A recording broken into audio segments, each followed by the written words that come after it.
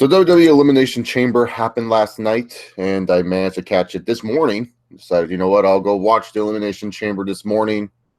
And oh boy, I read the results the night before, and that's what I kind of do before the pay-per-view, just to kind of see what's going to happen beforehand. You know, I don't really SmackDown exclusive pay-per-views all too much. You know, they're just kind of whatever. They're just kind of there for me.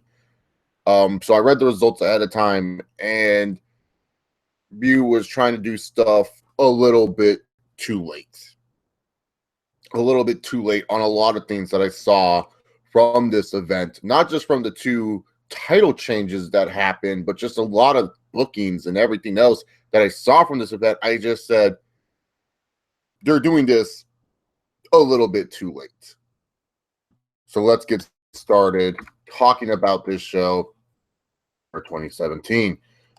Opening matchup was Becky Lynch taking on Mickie James. Matches of the matches tonight, I thought this was probably one of the better matches you'll see. I thought Mickie James did a wonderful job at keeping heel heat for herself.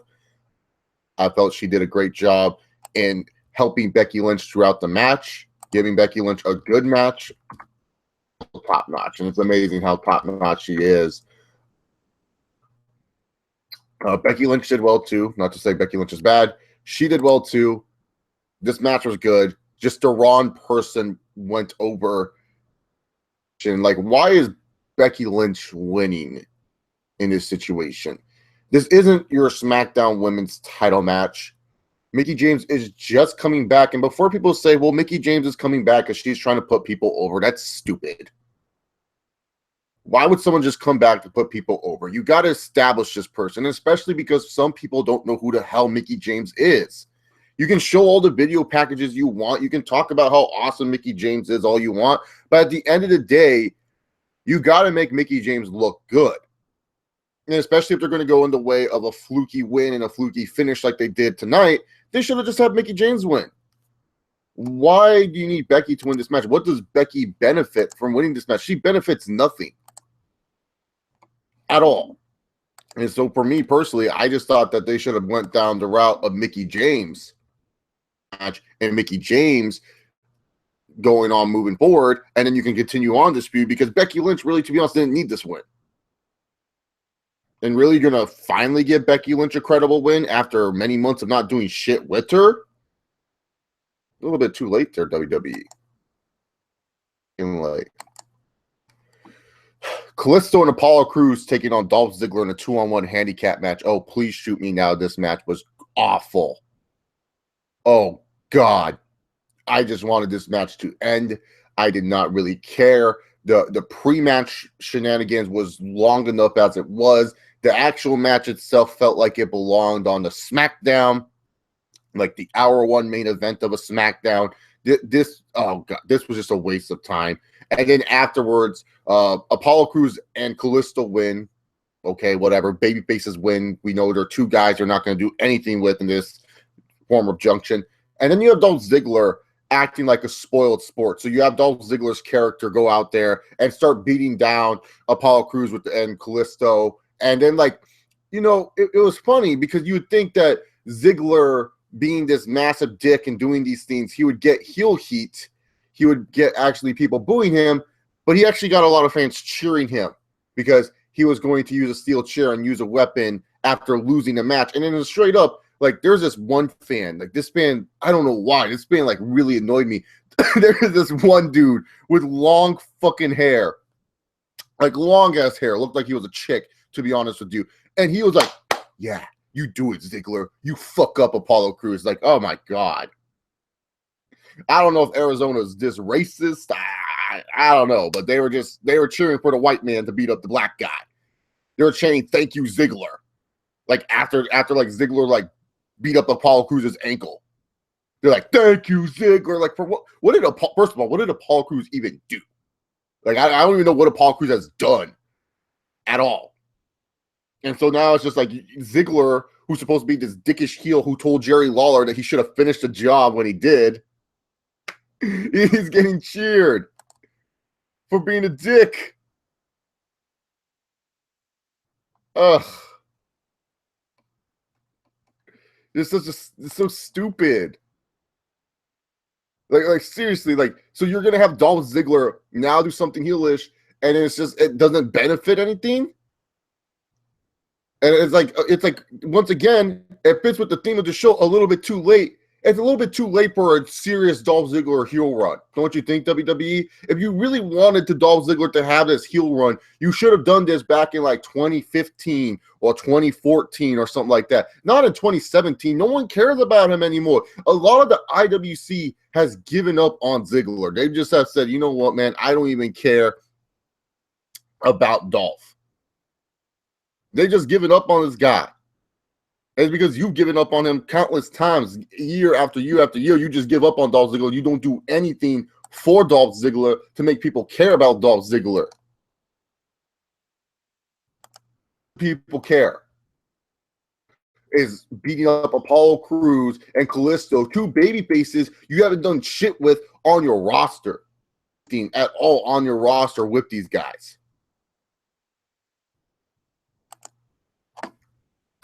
So I honestly just don't get what WWE is just trying to do with Dolph Ziggler.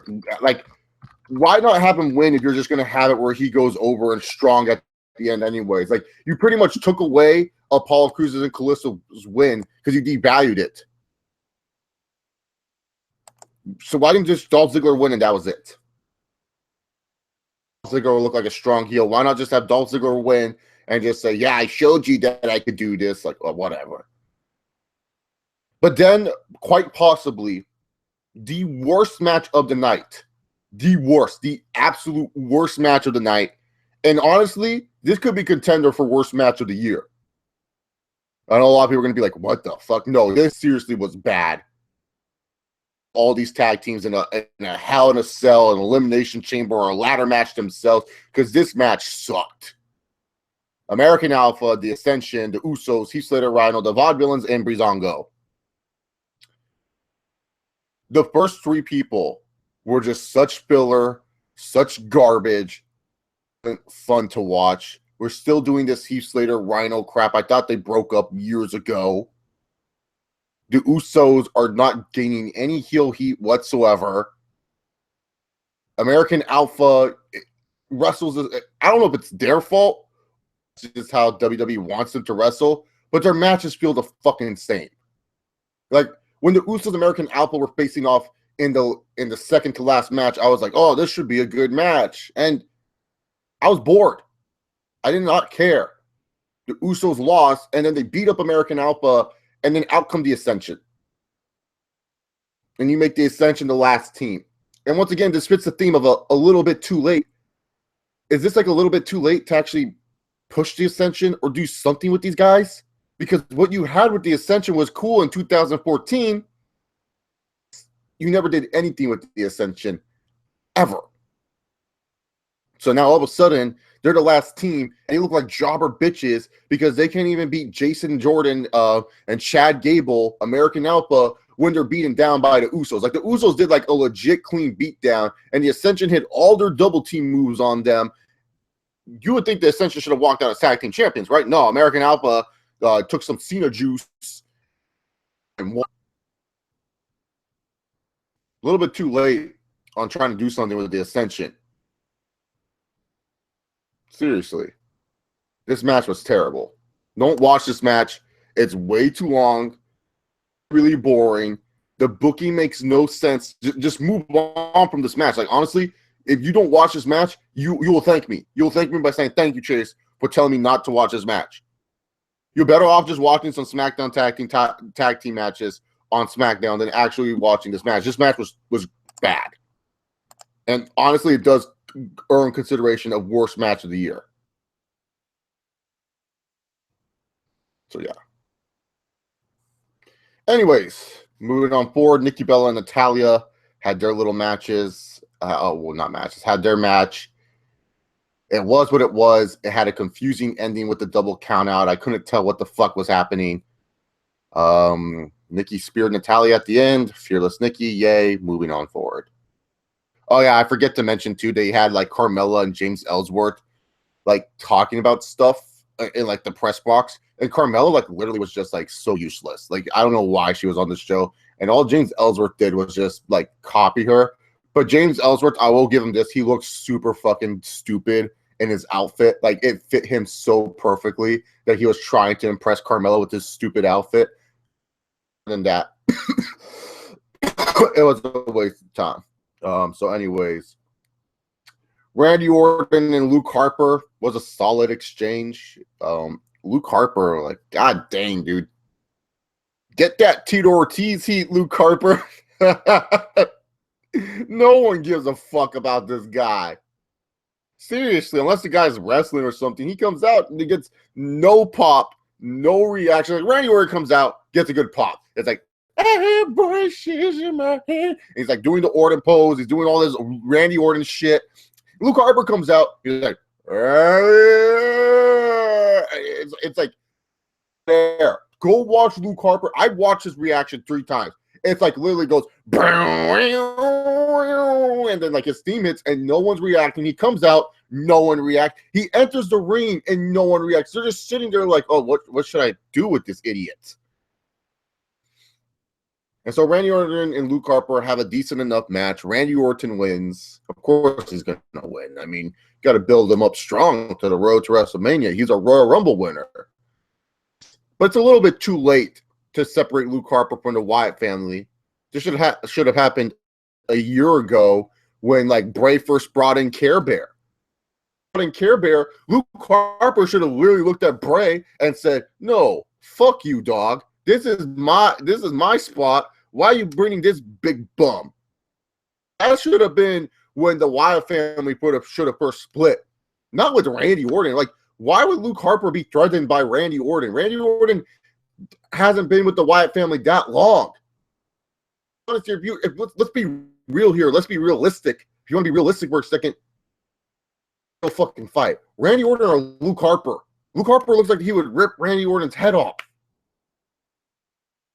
Believe Luke Harper would be kind of upset and kind of jealous of a Braun Strowman, aka a Care Bear, being in the freaking group than a Randy Orton. So you're pretty much doing this a little bit too late with Luke Harper breaking off from the Wyatt family and doing anything with Luke Harper in general. I mean, the guy has had potential. I mean, no one can deny it. Get that Luke Harper was a former Intercontinental Champion. That's right. Luke Harper won the IC title. He was an Intercontinental Champion at one point. Funny to say, he was the first Wyatt family member to win a championship. Luke. You always thought Luke Harper had a lot more potential and that he would actually be something for the company, maybe in some shape or role. But no. So it's a little bit too late to actually deal with Luke Harper as a singles competitor, because what is he really going to bring to the table? Like, honestly, what is he going to bring to the table? He's not going to bring anything.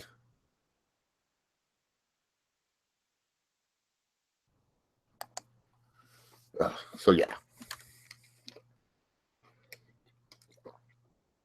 Taking on Alexa Bliss for the SmackDown Women's Championship look. If I want to watch this match, I'll go watch. Honestly, I would go watch the other SmackDown. I'll go watch every other SmackDown because it seems like they've wrestled every other fucking SmackDown with the same result. Naomi ends up winning the SmackDown Women's title for finally winning a championship. But just because I'm happy Naomi won the title, and I did say in my preview I would like to see her as champion because, you know, everyone else has held that fucking belt, so why can't Naomi get that twisted? I am not mad that she won the title. I am just saying, like I've been saying before this whole review, it's a little bit too fucking late in a single women's title of Alexa Bliss, who seemed like she had some good momentum around her. You're just going to go and give the title to Naomi. So let's get this straight. This SmackDown Women's Division is kind of a mess in certain aspects. I mean, it's better than the Raw Women's Division, which is just Charlotte and whatever the fuck Charlotte wants to do. But the SmackDown Women's Division, you start off by making Becky champion. Then out of nowhere, Alexa Bliss wins the SmackDown Women's title. You're going to have Naomi win the SmackDown Women's title. No reasoning, just because, just random. So why? Naomi's been beating Alexa Bliss. Wouldn't this be good for Alexa Bliss to finally get a win over Naomi? Then you can keep on building this up. Maybe do a best of 7 series, do something different with the women's division. Like, fuck. I don't know. Why am I even trying to convince the WWE to do anything different with the women? Because when they try, they just make it worse. Naomi wins the title. Good for her. How long will she hold it for? Who the fuck knows? And then finally, we got to the Elimination Chamber match. And now, first off, I will say this about the Elimination Chamber. I don't like the new design for the chamber. I honestly do not like it at all. It was like, first of all, it looked like a children's playpen. Like, have you guys ever been in a children's playpen and you're just like, oh yeah, this seems like it was fun? That's what the chamber looked like. It looked like a fun little children's playpen. Padding on the floor. So, like, there was no steel grates. Like, I don't care what anyone tries to sell me. Do not try to tell me those were steel grates on the floor. No, that was protective ass padding. It looked bad. And the thing is about chamber matches and Hell in a Cell matches and hardcore matches, no, we don't want these because, oh, they make the wrestlers suffer in pain. It's awesome to watch. No,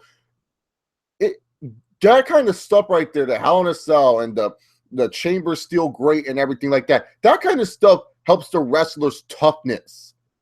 It makes the wrestlers look tough. It makes the wrestlers show that, oh, shit, this is what they go through. Holy shit. It's supposed to be one of those matches that are hard to watch. You can't tell me that, like, oh, you just watch a chamber for technical aspects of wrestling. No. The chamber is supposed to be the match where your significant other or your friends or whoever you have watching this match feels uncomfortable watching this match with you because of the pain and destruction they're about to witness. This is the type of match where a lot of people, when they see certain wrestlers go through this pain and destruction, they get respect from them because they say, oh, wow, I can't believe Baron Corbin went through that freaking bulletproof glass, quote unquote. Children play set. It looks like it's an actual WWE toy there that they're selling at Toys R Us and shit. Don't look menacing. Don't look great. It looks stupid. So you start this match off with Cena and freaking AJ. Why?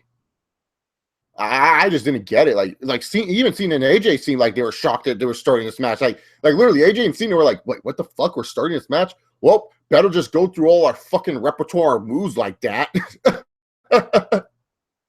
Like, seriously, man. And these Arizona fans are like, this is not awesome. This is stupid. If you're going to build up a moment in this chamber match, you should be building up the moment for when AJ Styles finally gets his hands on Cena again. Not just having it where it starts the freaking match with John Cena and AJ Styles. Why?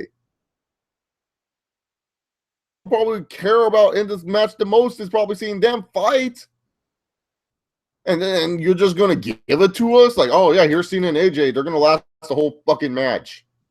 Ben, who you think you would build to, what's it called?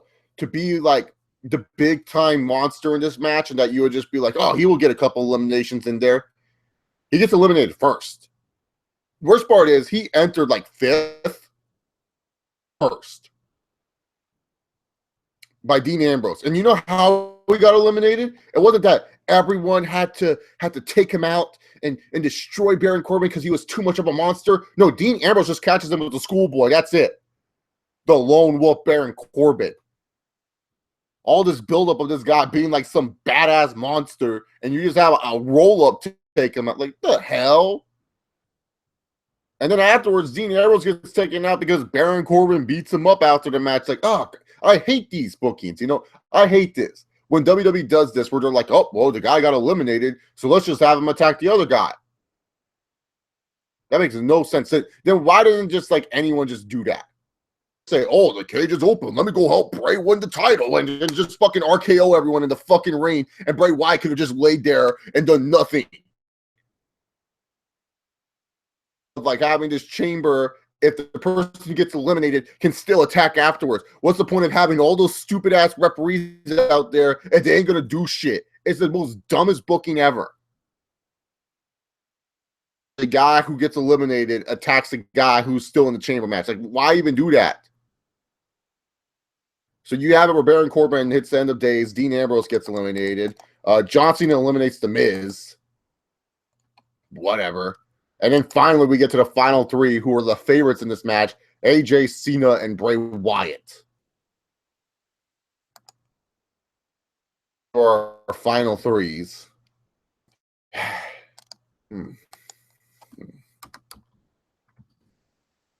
WWE.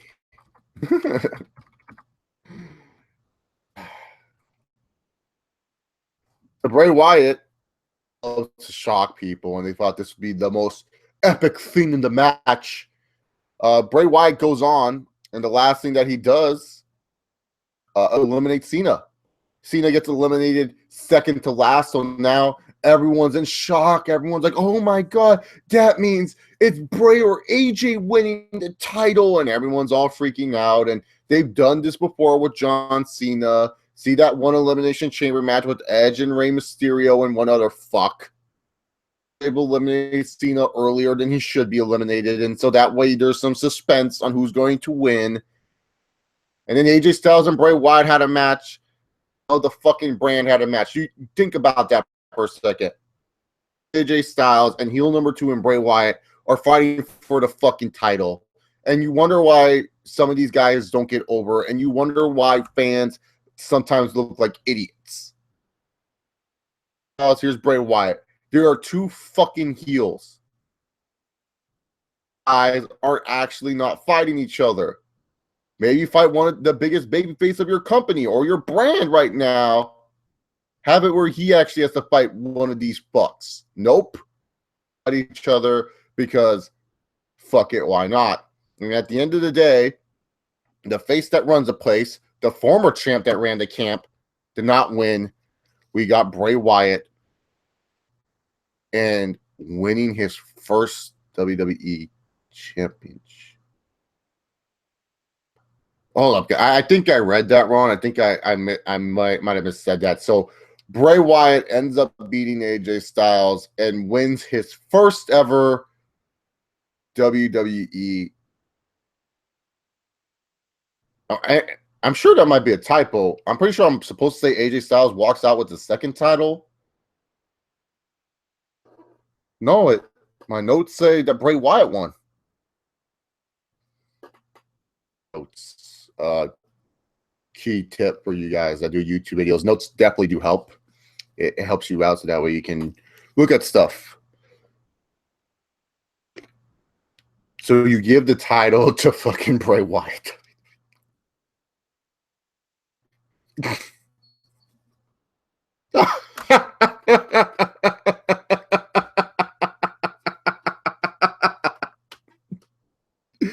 You fucking morons.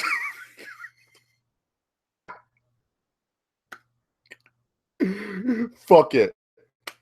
You know what, guys? I'm being dead serious. I'm not trying to be a pro wrestler. Fucking Bray Wyatt can go on and do his fucking shit. Maybe I shouldn't. Holy shnikes. They're literally having Bray Wyatt and Randy Orton at WrestleMania. Shnikes. I can't get this straight. Time out. Let's talk about this for a second.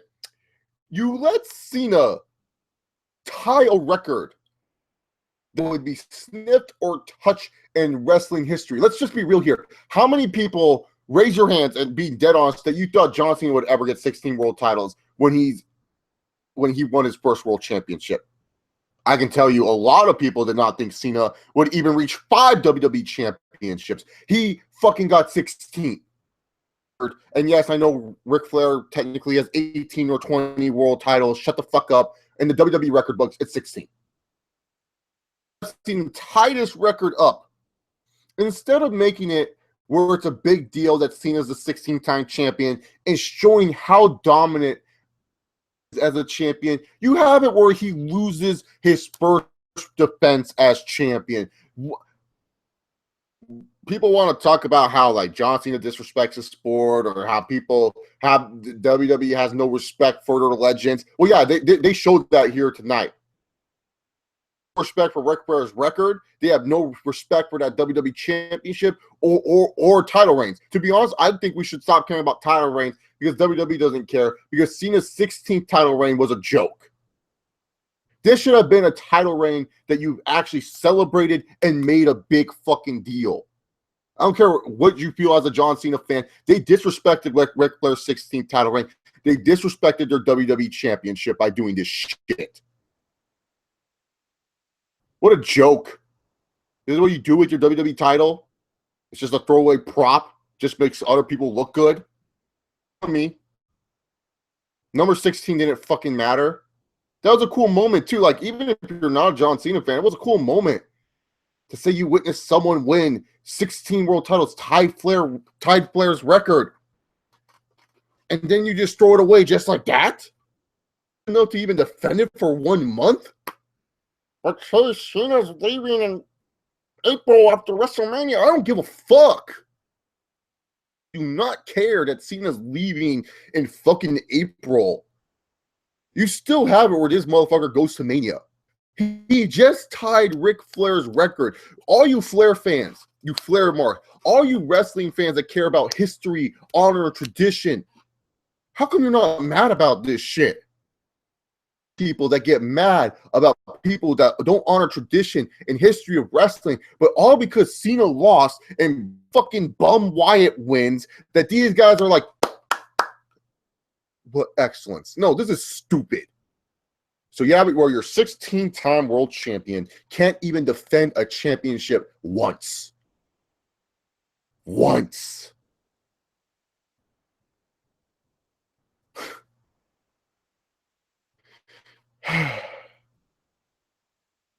And then you have it where Bray Wyatt wins the title.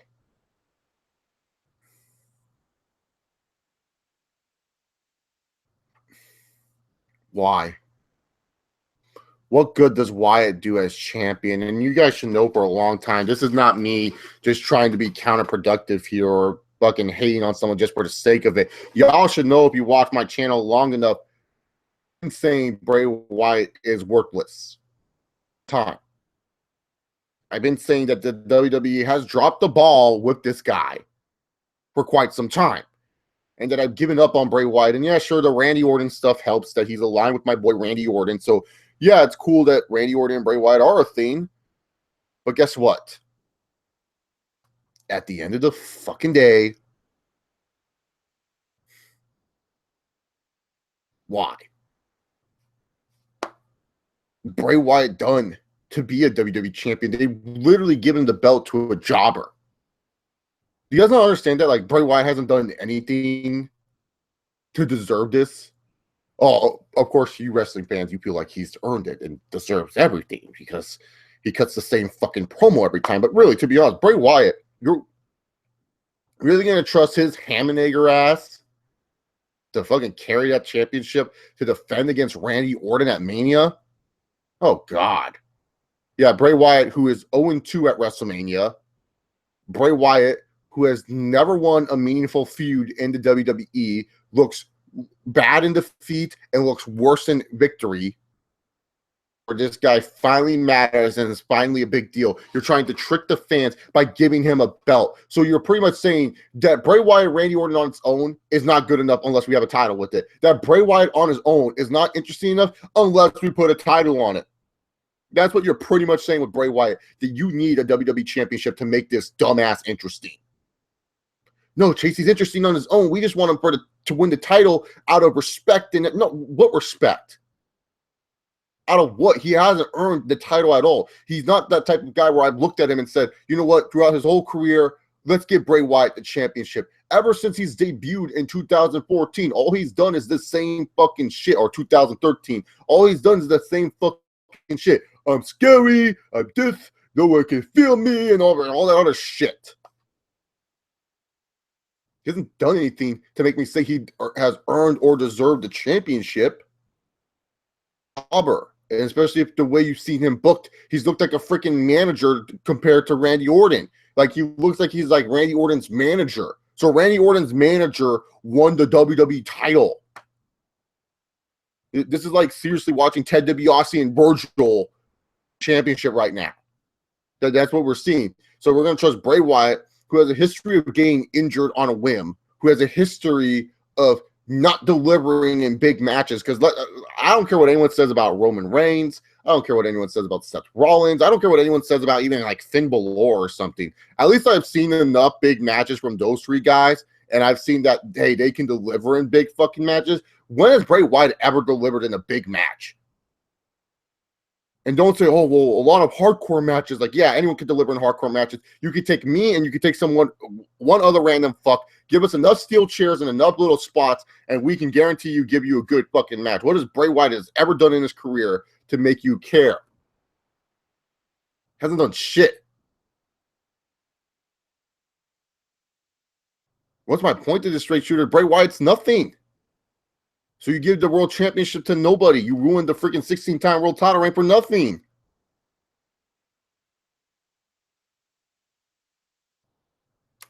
Stupid. That's my point. It's just stupid. It's a little bit too late for Bray Wyatt to even be considered a big deal because really, to be honest, who cares? You ruined this guy for the better portion of like 2 years. When it looks like he's about to become a babyface and do shit, you turn him back to heel and then he doesn't do shit. This guy for a better portion of the last 2 years. It's a little bit too late to try to push him as some big main event scary guy. Harris, your WWE champ. Congrats. Don't know what they're going to do with it. I'll wait and see. I'm just saying, if Orton loses to this jobber at Mania. All right, guys, you guys have some questions for me? Wyatt has a lot of charisma to the crowd. Don't care. Just because the crowd likes someone does not mean we should listen to them. You know which best, even though the ratings keep getting worse, even though fans stop carrying it more and more every year. Everyone in the WWE, I don't get what the fuck you're saying, straight shooter.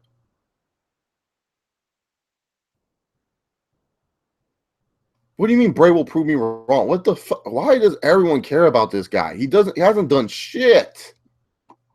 Like, oh my god, dude, he hasn't done shit. Everyone's like, oh man. I don't get it, man. Like, y'all defend Bray Wyatt too much. Bray Wyatt gets too much defense. And he shouldn't. Teaching Bray.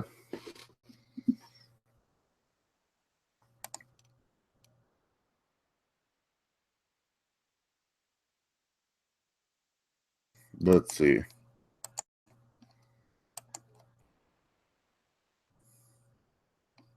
You got any questions? I feel like there's no questions coming in right now. I'm gonna go check my phone real quick. Maybe you guys will send questions after that. Oh, fuck. Yeah, today is one of my longer days and stuff like that. I can't believe I sat here and watched. I might go get a haircut today. I'm getting kind of too scruffy right here. I'm looking too hideous. Valentine's Day's tomorrow. You gotta look good for these women. Finally retiring. Rosa Mendes retired. Who the fuck cares? There's my thoughts, Dynasty. Who the fuck cares that Rosa Mendes retired? To the table. I don't even remember that Rosa Mendes has done.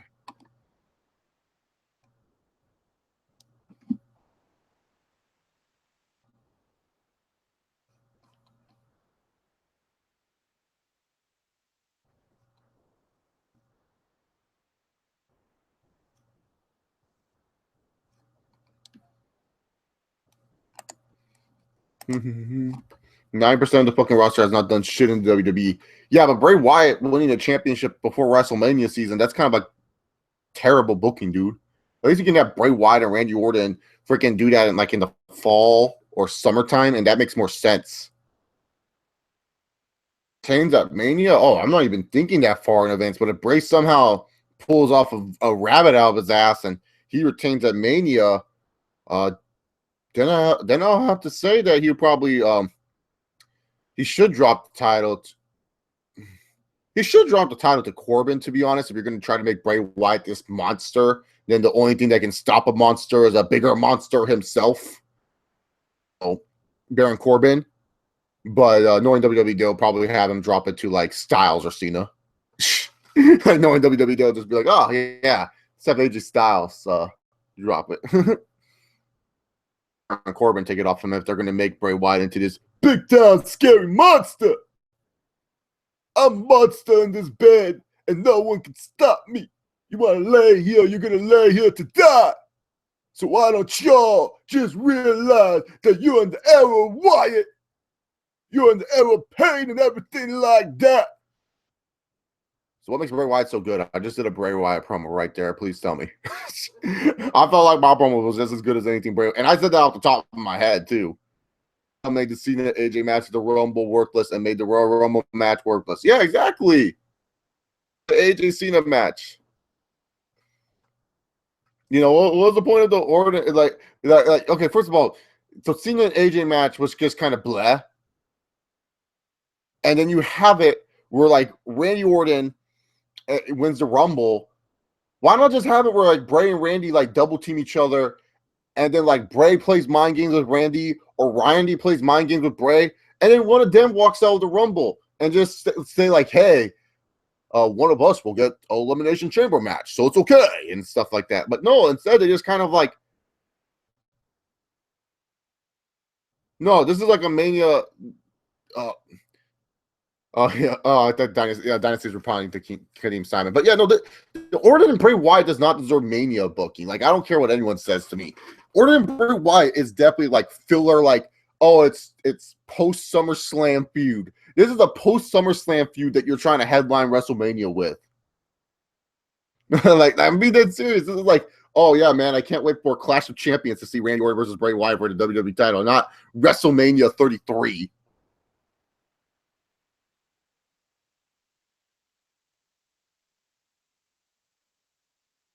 Do that. Would you accept Bray as the champion, or if the match at Mania, then he wins the title at SummerSlam? What are you talking about? Yeah, because then Bray would actually be built up to actually do shit. Then champion. It's just that because won the belt out of nowhere. Like, why? Just because so that way they can do Randy Orton versus Bray Wyatt at Mania. What sounds like a more appealing business strategy here? Doing Randy Orton and Cena, where it's like, oh yeah, who's gonna win this match between two Breakfast Club members, or fucking do Bray Wyatt and freaking Randy Orton, where it's just like, oh yeah, it's predictable, and also disrespecting Cena's 16th title reign. It's not Weston. How is it a good main event for Mania? Oh yeah, because like nothing screams good main event than Bray and Orton freaking slowing down and doing nothing for the whole match.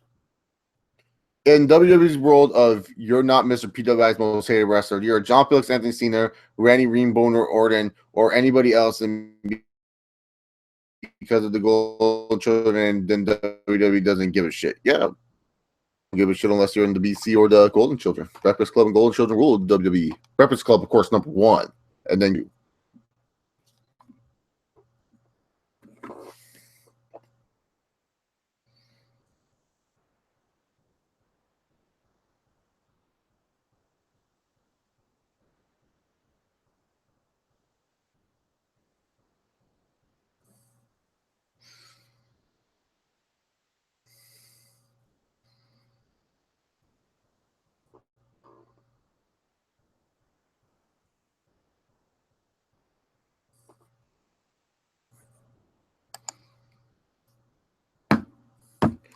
Randy should face AJ Styles at WrestleMania instead of Styles facing Shane McMahon makes no sense. Yep.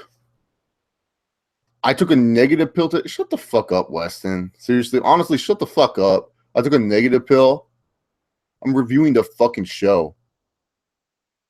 There's ain't nothing negative. It's just common sense. You ruined Cena's 16th title reign just to give it to Bray Wyatt. Why? That's just a waste of time. There's nothing negative about it. It just shows stupidity and lack of logic. Goldberg / Lesnar for the Universal titles closing WrestleMania, unless Undertaker versus John Cena is back on plan for Mania. It's up to Undertaker at this point. I think Undertaker honestly wants to face Roman Reigns. JC, I think Undertaker does want to face Reigns. Face Cena at WrestleMania next year, the New Orleans one.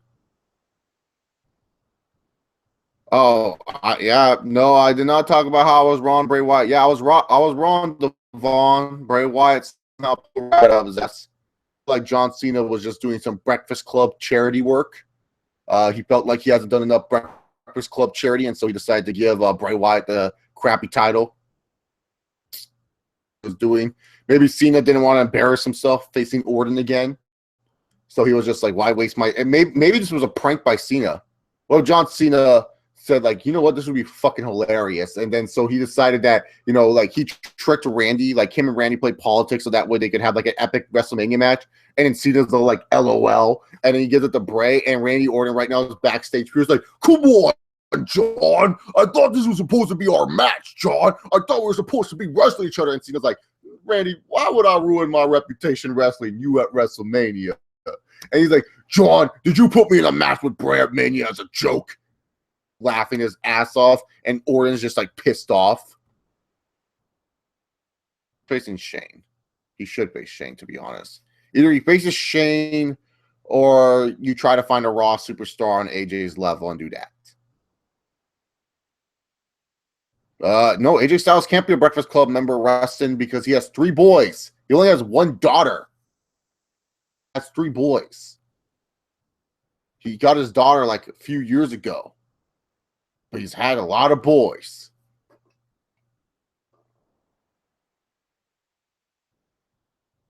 You think Mania would be Cena versus Bray versus Orton is going to happen? Cena Styles rematch. They'll probably do Cena versus Bray on like SmackDown Live, and then have it where like Miz, since they want to do that stupid Miz match. So I don't know. If Undertaker puts over Roman Reigns, I'll stop watching anything Roman Reigns is in. Oh, well, that sucks. I won't. Just be like, wow, can't believe Roman beat Undertaker. That would be like the worst thing they could do.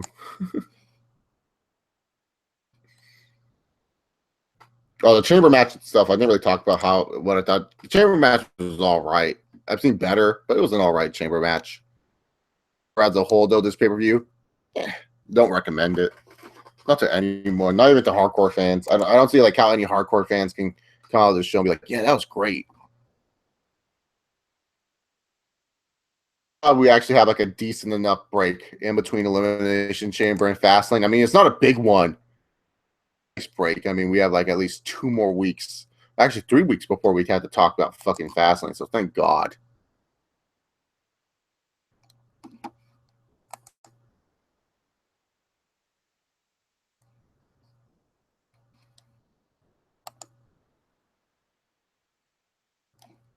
What's going to happen with Luke Harper now that Bray and Orton will main event Mania? I don't know, nor do I care about Luke Harper. What's the point? All right, guys, I feel like that's enough questions for today. I got other stuff I got to take care of. Thank you all very much for watching this live stream. If you guys like what you saw, hit the subscribe button down below. Give this video a big old thumbs up. At ChaseOver68. And remember, guys, just like Brock Lesnar, sometimes you don't have to give a shit. Monday, have fun watching Raw. Peace.